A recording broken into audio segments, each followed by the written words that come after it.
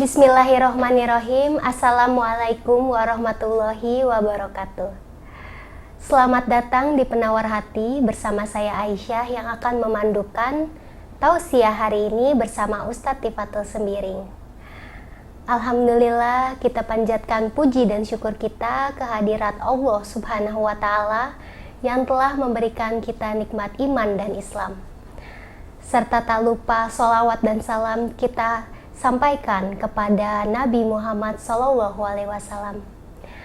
Senang rasanya kita dapat berjumpa kembali dengan bulan Ramadan, bulan yang telah dinantikan oleh seluruh umat muslim di seluruh dunia. Tema tausiah kita kali ini akan membahas tentang keluarga sukses di bulan Ramadan. Sebelum itu kita dengarkan pengantar dari Ustadz Tifatul Sembiring. Baik, kita persilakan kepada Ustadz Tifatul. Terima kasih Aisyah ya. Assalamualaikum warahmatullahi wabarakatuh. A'udzubillahi minasyaitonirrajim. Bismillahirrahmanirrahim. Alhamdulillahirabbil alamin wassalatu wassalamu ala asyrafil anbiya'i wal mursalin wa ala alihi washabbihi ajmain. Amma ba'du. Terkadang anggota keluarga tidak merasakan hal-hal yang menarik saat mereka masih berkumpul di dalam satu rumah.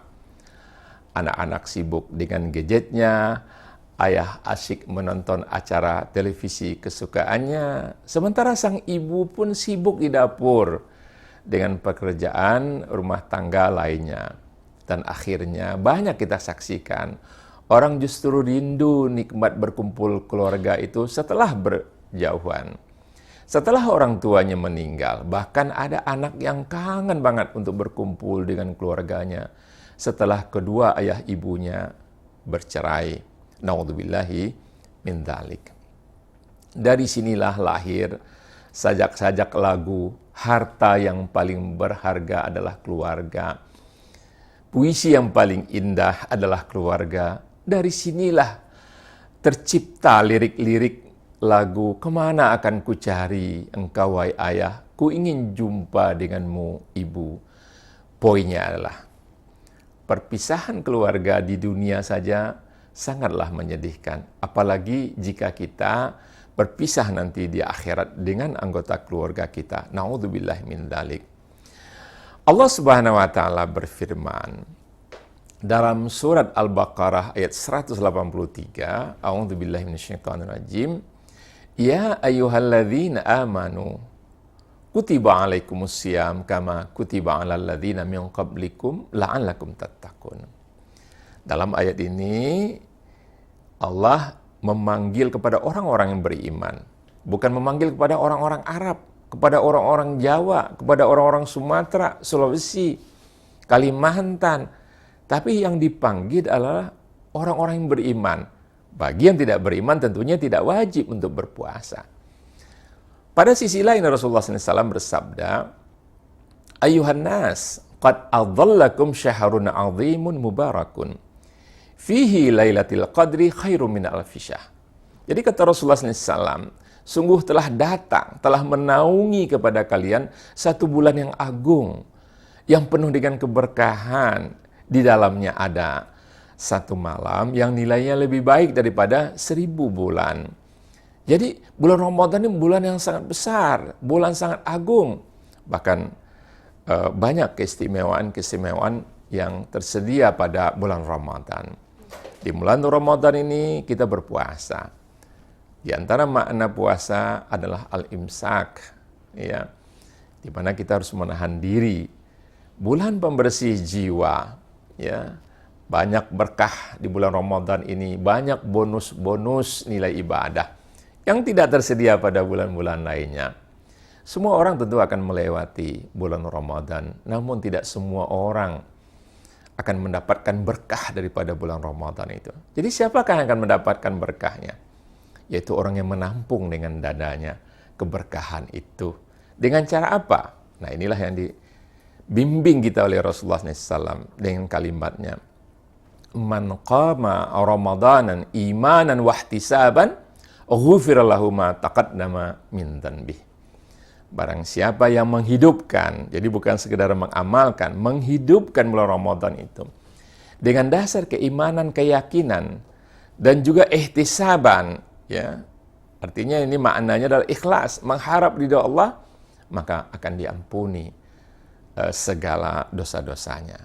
Nah, tentu hal ini akan sangat bermanfaat, akan sangat berarti jika kita lakukan bersama-sama dengan keluarga kita. Nah, mengapa disebut keluarga sukses di bulan Ramadan, Abi? Bukankah ibadah puasa adalah termasuk ibadah mahdhoh yang konteksnya adalah untuk pribadi? Jadi memang betul bahwa ibadah puasa itu adalah bersifat mahdhoh, ya. Artinya pribadi, ya. Vertikal hubungan seseorang dengan Allah Subhanahu wa taala. Bahkan Allah Subhanahu wa taala juga menjelaskan dalam hadis qudsi yang berbunyi wasaumuli wa ana ajzi bihi, dan puasa itu adalah untukku dan akulah yang akan langsung untuk membalasnya. Akan tetapi jika dihidupkan, kita saling ta'awun, kerjasama di dalam sebuah keluarga, tentu akan sangat baik. Sebab dalam surat At-Tur ayat 21, Allah Subhanahu wa taala juga berfirman, Bismillahirrahmanirrahim, walladzina amanu wa taba'athum dzurriyyatahum biimanin alhaqna bihim dzurriyyatahum wa ma alasna min amalihim min syai' kullu mri'in bima kasaba rahin.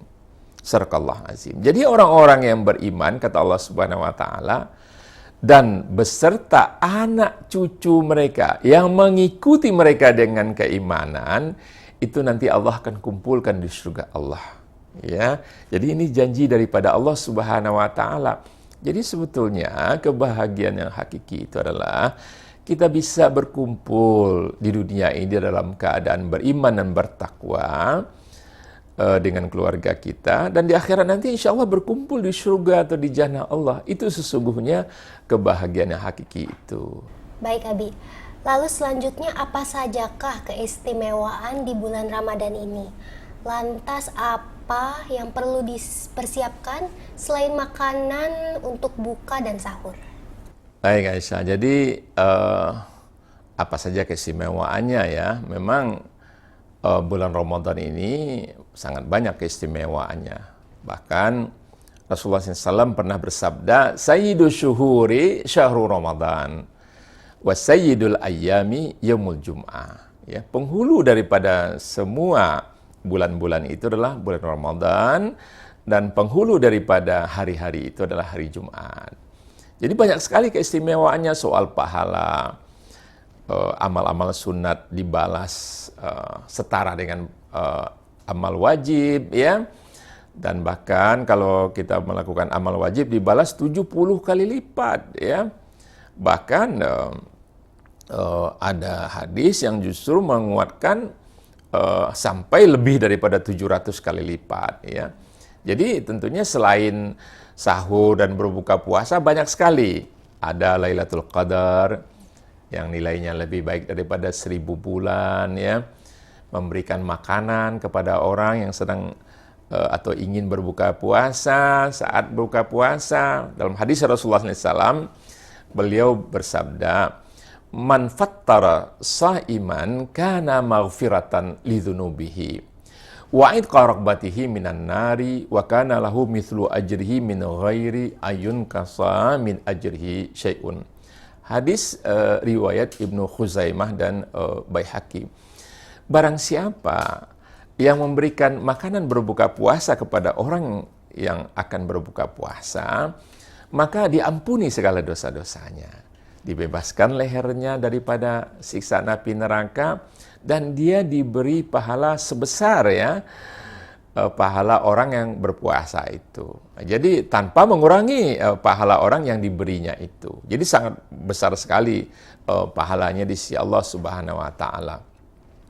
Allah Subhanahu wa taala bahkan di bulan Ramadan itu menurunkan rahmatnya, kasih sayangnya, menghapus dosa-dosa, ya, mengistijabah, mengabulkan doa-doa. Ya, puasa Ramadan itu bahkan yang tadi saya katakan di awal dibalas bahkan lebih daripada 700 kali. Dalam satu hadis Rasulullah SAW dijelaskan, kullu hasanatin bi asyri amthaliha ila sab'i mi'atin dhi'fin wa shaumuli wa ana ajzi bihi. Ya. Hadis juga hadis riwayat Baihaqi, bahwa setiap amal anak Adam itu dibalas sampai 10 kali lipat, atau sampai 700 kali lipat, itu amal fisabilillah ya. Akan tetapi kata Allah, wa shaumuli, ya, puasa itu untukku dan aku akan membalasnya. Berarti lebih dong daripada 700 kali lipat. Jadi luar biasa ya Aisyah ya keistimewaan pada bulan Ramadan ini, terutama di sisi amal-amalnya. Bagaimanakah caranya sebuah keluarga dapat menegakkan atau membangun, menghidupkan Ramadan itu sendiri? Apa yang dimaksud dengan Qoma Ramadan itu, Abi? Ya, ini soal pertanyaannya Qoma Ramadan ya. Ya, Qoma dengan amal Ramadan tentu beda ya. Baik, jadi sangat banyak keberkahan pada bulan Ramadan itu ya. Sayang sekali jika Ramadan berlalu begitu saja ya. Oleh sebab itu harus dibuatlah perencanaan-perencanaan yang bagus ya. Pertama adalah tarhib ya, menyambut. Tarhib artinya merangsang ya, persiapan untuk menghadapi Ramadan ya.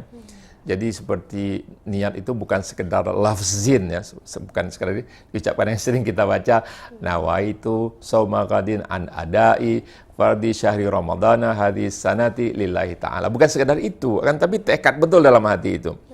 Bukan hanya itu yang kita ucapkan secara lafaz ya. Dan terutama juga kepada anak-anak, terutama yang baru belajar berpuasa, ada hal-hal yang pokok ya yang harus diperhatikan, yaitu puasa itu sendiri, sholat wajib ya, dan banyak lagi yang sunat-sunat, tarawih, baca Al-Quran. Oleh sebab itu buat dengan mereka itu kesepakatan-sepakatan apa saja yang bisa membatalkan puasa ya, tapi ada juga hal-hal yang bisa dia tidak membatalkan puasa, tapi membatalkan pahala puasa. Ini kan perlu nih, berdusta misalnya, yang meribah orang, atau mengumpat orang, atau tidak menjaga panca indera pandangan kita. Ya, jelaskan kepada anak-anak, kepada keluarga kita, ya, ajak mereka sholat wajib di masjid. Ya, mudah-mudahan nih COVID ini sudah selesai, ya, lebih aman. Buka bersama, ya. Ini kan ada fenomena-fenomena ya Aisyah ya. Jadi ada fenomena buka bersama, bukber lah gitu, ya. Kemudian sholat maghrib, ya, udah makan itu. Sebelum sholat maghrib ada ceramah ya, pengantar berbuka puasa. Terus setelah sholat maghrib, ya, atau katakan setelah takjil, sholat maghrib bareng-bareng ya. Sholat maghrib bareng-bareng, kemudian setelah itu kebanyakan juga orang bubar gitu aja. Ya, sama ya, resto-resto juga menawarkan paket-paket bukber. Ustadznya kan dimintanya tausiahnya sebelum berbuka puasa saja. Habis buka, kemudian sholat maghrib, ya, diimamilah oleh ustadznya. Terus saya izin, ada jadwal kuliah tarawih tempat lain. Nah ini, udahlah kondisi bukber itu kemudian, ya setelah makan, ngobrol-ngobrol, ya tidak dilanjutkan lagi dengan sholat isya berjamaah. Akhirnya isya lewat, tarawih lewat, mau pulang ke rumah masih jauh. Ya memang sih bisa ya, isya di rumah, tarawih di rumah, tapi kan tentu berbeda ya kalau kita lakukan secara berjamaah. Jadi begitu Aisyah. Baik Abi, boleh tolong berikan contoh amalan sederhana yang dapat diaplikasikan oleh anggota keluarga selama bulan suci Ramadan ini? Baik Aisyah ya, jadi sebetulnya contoh-contoh sederhana ya, amal-amal bersama keluarga itu cukup banyak ya. Misalnya di rumah kita ngadakan tahsin. Tahsin itu adalah memperbaiki bacaan Al-Quran kita sesuai dengan tajwid yang benar ya. Tadarus Al-Quran bersama keluarga ya. Jangan ikut tadarus, bapak ikut di masjid, ibu ikut di musola, ya, anak-anak nggak karu-karuan. Cobalah bareng-bareng kita tadarus. Sebab kata Rasulullah SAW, man qara harfan min kitabillah falahu hasanah, Wal hasanatu bi asyri amsalihha. La aqulu alif lam mim harfun walakin alif harfun walam harfun wa mim harfun. Ya, kata Rasulullah SAW, siapa yang membaca satu huruf daripada Al-Quran, dia mendapatkan pahala 10 kebaikan. Aku tidak mengatakan alif lam mim itu satu huruf, tapi alif satu huruf, lam satu huruf, mim satu huruf. Jadi alif lam mim aja 30 pahalanya, Aisyah, gitu. Baca alif lam mim tok gitu ya. Nah, apalagi kita baca satu halaman, satu surat, satu juz, bahkan kalau bisa kita tamatkan dalam Ramadan ini, ya pahalanya untuk kita sendiri gitu ya. Ya, banyak hadis-hadis lain juga bisa kita baca, misalnya kita baca bersama kitab Riyadhus Shalihin bergantian ya. Atau misalnya juga ya hadis arba'in gitu ya. Buka bersama dengan keluarga, doa bersama, tarawih, qiyamul lail bersama, sahur bersama. Ini kan juga mengokohkan ikatan di tengah-tengah keluarga kita ya. Kasih makanan kepada orang-orang yang ingin berbuka puasa dan bantu fakir miskin ya. Ini bisa kita lakukan ya. Bagi-bagi sarung misalnya ya, kalau ada kelebihan baju lebaran ya, peci misalnya ya, bayar zakat mal, fitrah kan banyak tuh, kasih biskuit, sirup ya, kemudian juga ya bagi mereka untuk bekal Ramadan lebaran nanti ya setelah Ramadan. Belajar agama sama-sama, kalau kita kurang pandai datangkan gurunya, ustadznya. Ini banyak sekali, jangan sampai kosong begitu saja ya Aisyah ya. Baik, terima kasih ya Bi. Sekarang kita memasuki pertanyaan terakhir sekaligus juga menutup segmen kita kali ini. Pertanyaannya adalah, adakah yang bisa menjamin bahwa sebuah keluarga itu dapat bertemu kelak di surga Allah Subhanahu wa taala nanti? Jadi adakah yang bisa menjamin gitu? Tidak ada yang bisa menjamin ya. Nggak ada yang bisa menjamin seorang suami kumpul kembali dengan istrinya ya di akhirat nanti. Seorang ayah dan ibu misalnya berkumpul dengan anak-anak cucu, nggak ada itu jaminan. Harus berusaha. Kalau ingin berkumpul di surga Allah, berkumpul dari sekarang kita berusaha ya. Harus berusaha semua, doa dan usaha ya. Faktanya yang direkam oleh sejarah dan juga oleh Al-Quran, misalnya Nabi Nuh alaihissalam itu tidak bisa berkumpul dengan anaknya ya. Justru anaknya itu ingkar kepada Nabi Nuh alaihissalam. Nabi Lut alaihissalam tidak bisa berkumpul dengan istrinya karena istrinya itu juga ingkar kepada Nabi Nuh. Ya, faktanya ya, iblis yang dulu awalnya ada di surga ya, akan akhirnya dilaknat oleh Allah, diusir dia ya.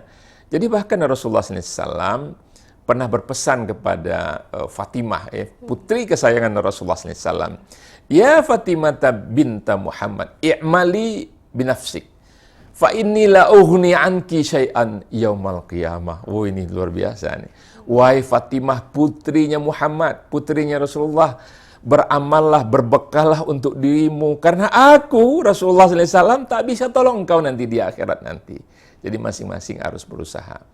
Mudah-mudahan kita semua dikumpulkan di surga Allah Subhanahu wa taala. Baik Abi, terima kasih banyak atas penjelasannya. Alhamdulillah selesai sudah acara tausiah kita hari ini. Semoga ilmu yang disampaikan bermanfaat bagi kita semua. Saya Aisyah pamit undur diri. Wabillahi taufiq wal hidayah. Wassalamualaikum warahmatullahi wabarakatuh.